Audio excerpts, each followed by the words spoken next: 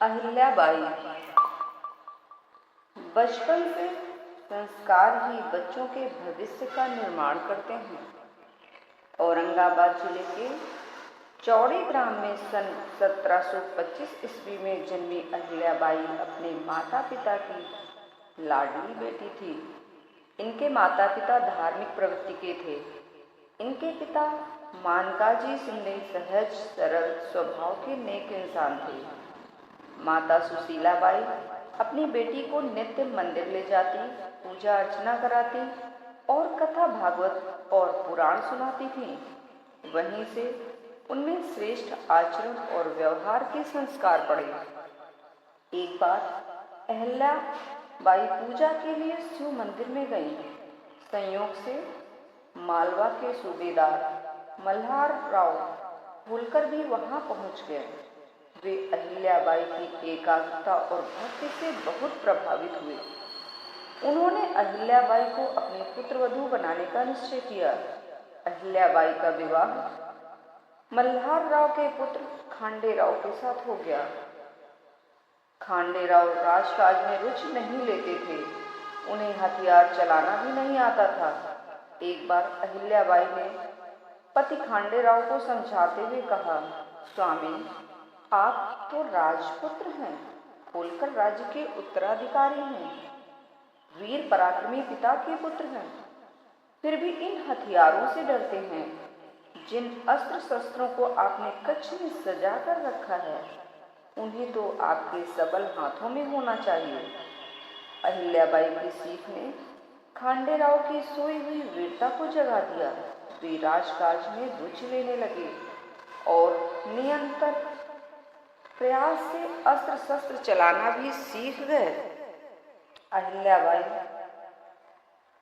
राजकाज में अत्यंत दक्ष थीं। उनकी बुद्धि तथा कार्यकुशलता से मल्हार राव अत्यंत प्रभावित थे। वे अहिल्याबाई की सूझबूझ पर इतना विश्वास करते थे कि बाहर जाते समय राज्य का भार उन्हीं पर छोड़ जाते थे। दुर्भाग्यवश अहिल्याबाई पर कठिनाइयों का पहाड़ टूट पड़ा। एक युद्ध में उनके पति खांडेराव वीर गति को प्राप्त हो गए।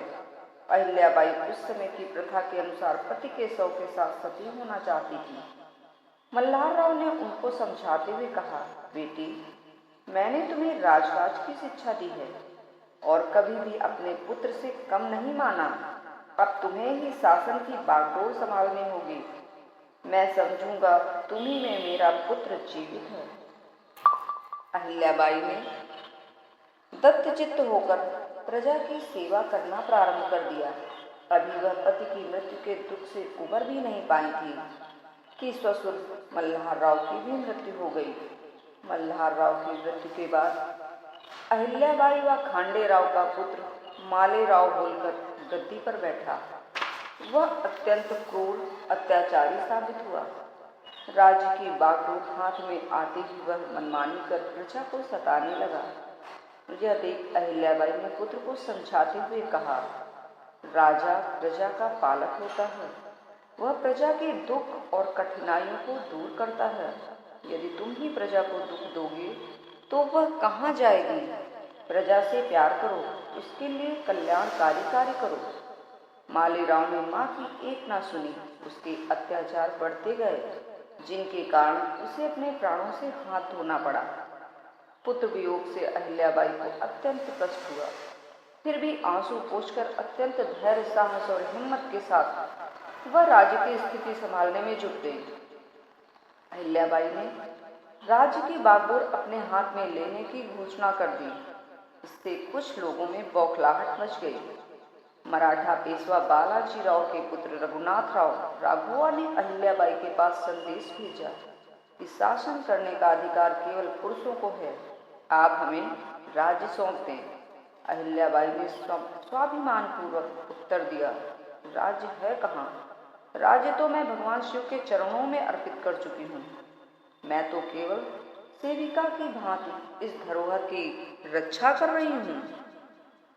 शत्रुओं से राज्य की रक्षा करने के लिए उन्होंने महिलाओं की सेना तैयार की। महिला सैनिकों को उन्होंने स्वयं हथियार चलाना सिखाया तथा युद्ध एवं रणव्यूह का प्रशिक्षण दिया। अहिल्याबाई की सेना में अत्यंत उत्साह था। जब दादा राघवा होलकर राज्य रखने के लिए सेना सहित उज्जैन पहुंचे, तब क्षिप्रा नदी के तट पर अहिल्याबाई की सेना की जोरदार युद्ध की तैयारी देखकर राघवा के हौसले पस्त हो गए। बाहरी शत्रुओं से राज्य की सुरक्षा में व्यस्त रहने के कारण उनकी आंतरिक शासन में शिथिलता आ गई। चोर डाकुओं का आतंक बढ़ने लगा। यह देखकर उन्हें बहुत कष्ट हुआ। उन्होंने घोषणा की कि जो मेरे राज्य में चोर डाकुओं का आतंक समाप्त कर देगा, उसके साथ मैं अपनी पुत्री मुक्ताबाई का विवाह करूंगी। इस प्रस्ताव पर एक सुंदर और बलवान युवक यशवंतराव फड़के खड़ा हुआ। उसने कहा, मैं होलकर राज्य से चोर डाकुओं का आतंक समाप्त कर दूंगा, किंतु मुझे पर्याप्त धन और सेना चाहिए। अहिल्याबाई ने उसकी पूरी सहायता की। 2 वर्षों में राज्य की स्थिति सुधर गई। यशवंतराव की वीरता से प्रभावित होकर अहिल्याबाई ने अपनी पुत्री का विवाह उसके साथ कर दिया। अहिल्याबाई कुशल शासक थी। एक माँ की तरह वह अपनी प्रजा के सुख दुख का ध्यान रखती थी और प्रजा की भलाई के लिए सदैव प्रयासरत रहती। कोई भी व्यक्ति उनके पास जाकर अपना कष्ट कह सकता था। उनकी उदारता और स्नेहपूर्ण व्यवहार के कारण प्रजा उन्हें माँ साहब कहती थी। अहिल्याबाई ने अनेक तीर्थ स्थानों पर मंदिरों, घाटों और धर्मशालाओं का निर्माण करवाया। उन्होंने गरीबों और अनाथों के लिए भोजन का प्रबंध करवाया। ऐसी उदार, धार्मिक, वीर और साहसी महिला का जीवन कष्टों में ही बीता। ससुर, पति और पुत्र की पहले ही मृत्यु हो चुकी थी। मृत्यु से वो बहुत आहत थी।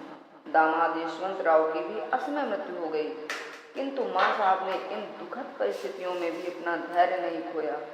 वे निष्ठा और सूझबूझ के साथ राज्य का प्रबंध करती रही। अंत में 60 वर्ष की अवस्था में उन्होंने इस संसार से विदा ले लिया। उनके बारे में ये उक्तियां सत्य ही हैं। अहिल्याबाई पुरुषार्थ, दूरदर्शिता व महानता में अद्वितीय हैं। कोई भी इन बातों में उनकी बराबरी नहीं कर सकता। अहिल्याबाई का व्यक्तित्व वज्र सा कठोर तथा फूल सा कोमल था। संसार व्यक्ति की पूजा नहीं करता, अपितु उसके दृष्टिकोण व कार्य की पूजा करता है। ऐसा आचार्य विनोबा भावे जी ने अहिल्याबाई के बारे में कहा था। धन्यवाद।